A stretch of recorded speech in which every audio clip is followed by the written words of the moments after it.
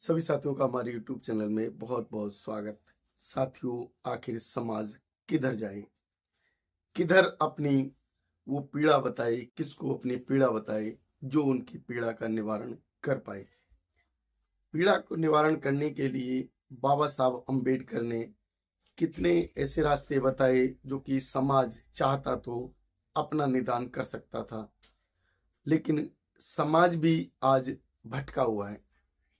बाबा साहब ने clear clear शब्दों में कहा था कि संगठित रहो। अगर संगठित रहोगे तो आपका वजूद भी बनेगा, क्योंकि एक कहावत है कि जो खुली झाड़ू होती है वो कूड़ा भी नहीं सकेड़ सकती। कूड़ा सकेड़ने के लिए भी झाड़ू का बांधना जरूरी होता है, उन सींकों का बांधना जरूरी होता है जो सींकें फैली होती हैं।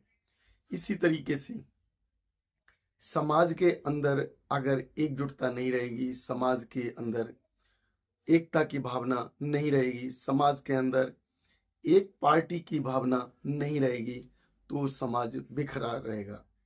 उस समाज का कोई वजूद ना था और ना कभी हो पाएगा।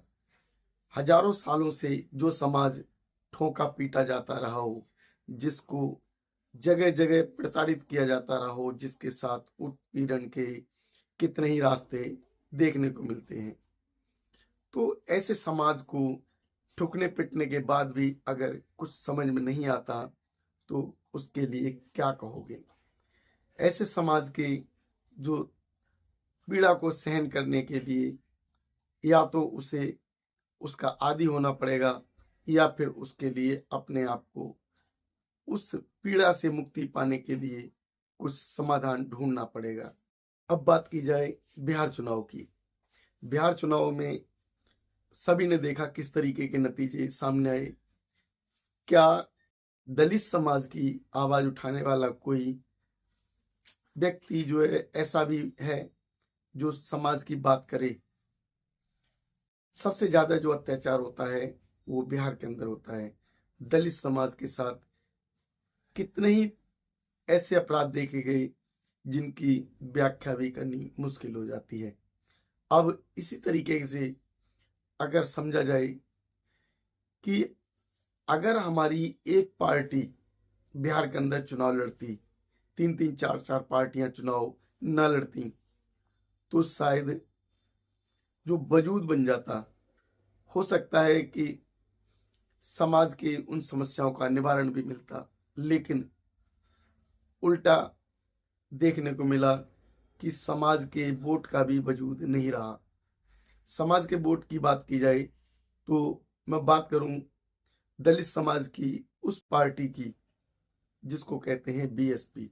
बीएसपी पार्टी ने भी अपना जनाधार वहां अच्छा खासा नहीं बना पाया और बीएसपी पार्टी के जो टांग खींचने के लिए जो अन्य पार्टियां खड़ी हो गई, शायद वो भी एक वजह रही कि बीएसपी को किसी तरीके का जनाधार नहीं मिल पा रहा। अब जो बिहार के अंदर अगर जो है आजाद समाज पार्टी, एआईएम ये नहीं जाती तो शायद कुछ सीटें बीएसपी की निकल सकती थी।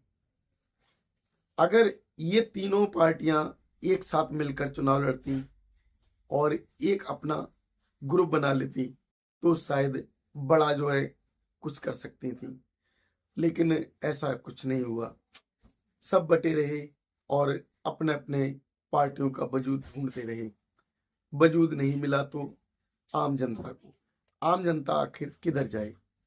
आज के समय जबकि जनता के विरोध में कितने अत्याचार होते हैं और जनता जो कि प्रताड़ित होती है वो देखती रहती है कि कोई हमारा मसीहा आए और हमारे समाज का कोई उद्धार करे, लेकिन ऐसा नहीं हो पाता। आज देश के अंदर देखा जाए कितने अत्याचार होते हैं केवल दलित समाज पर। कहीं आपने ये सुना है कि किसी ठाकुर, ब्राह्मण या बनिया के साथ कोई अत्याचार होता है? नहीं होता। वो अत्याचार होता है तो केवल दलित समाज के साथ।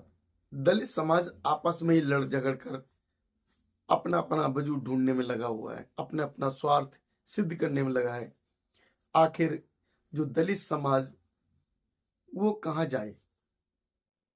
दलित समाज की बात की जाए तो वो गरीब तबका जिसका आजादी के लगभग 80 साल के बाद भी कोई अपना वजूद नहीं मिल पाया, उसे ना तो कोई अधिकार मिल पाता, ना कोई सुरक्षा, ना कोई संसाधन। तो ऐसी स्थिति में दलित समाज क्या करे? दलित समाज की पीड़ा कौन सुनेगा? यदि दलित समाज की सरकार नहीं बनेगी या दलित समाज के अच्छे खासे कैंडिडेट जीतकर सत्ता में भागीदारी नहीं करेंगे तो जाहिर है कि समाज की आवाज भी कोई उठाने वाला नहीं होगा।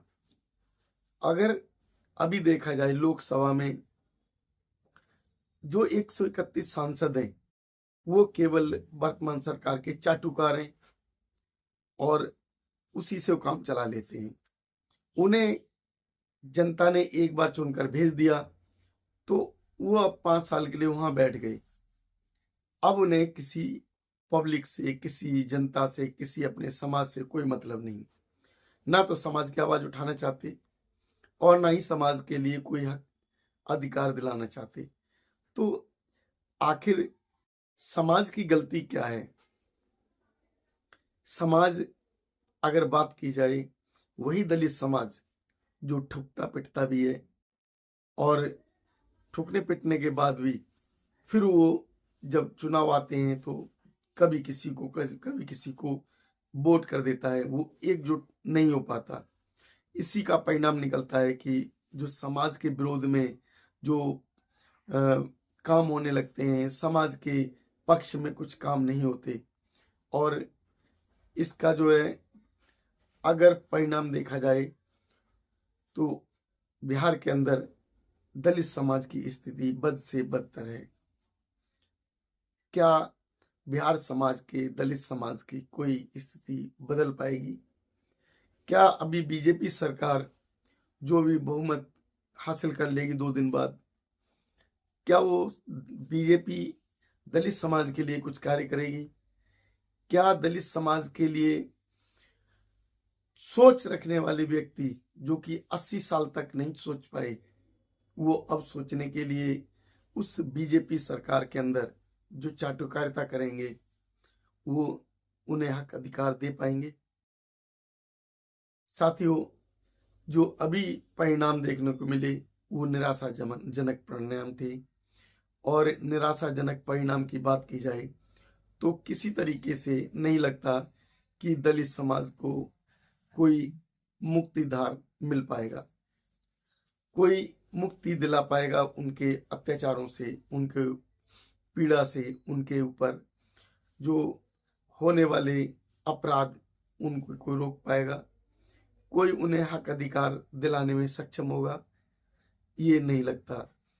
तो आखिर चाहे हम बीएसपी की बात करें, चाहे एएसपी की या एआईएम की बात कर लें या समाजवादी पार्टी की, आखिर ये पार्टी तो चारों दलित समाज की हैं। अब कोई दलित समाज में अपने आप को नहीं मानता, कोई दलित समाज में है और कोई दलित समाज में होने के बाद भी अपने आप को दलित समझने की भूल करता है। अब बात की जाए समाजवादी पार्टी की। समाजवादी पार्टी जो कि अलग अलग नाम राग लापती है, उसके साथ जो है चंद्रशेखर जी वो चले जाते हैं केवल और केवल बीएसपी का वोट काटने के लिए। जहां कहीं भी इलेक्शन होता है वहां बीएसपी का वोट काटने के लिए चले जाते हैं। उनका वजूद कहीं निकल कर नहीं आ रहा, लेकिन चंद्रशेखर जी ने सोच लिया कि मेरा कोई वजूद नहीं आएगा तो मैं वजूद किसी और पार्टी का भी नहीं बनने दूंगा, चाहे वो पार्टी बेशक दलित समाज की हो।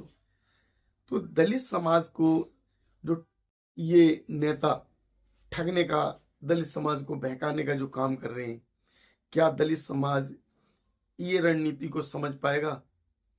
क्या वो गरीब समाज जो अपनी सोच नहीं बदल पा रहा है उसको समझाने वाला कौन आएगा? साथियों, क्या दलित समाज का कोई उद्धारक पैदा होगा? मैं आपसे पूछता हूँ। और वो उद्धारक पैदा होगा तो कब होगा और कैसे होगा? क्या बिहार के अंदर इसी तरीके के परिणाम देखकर दलित समाज निराश नहीं होगा? क्या दलित समाज का कोई वजूद बचेगा?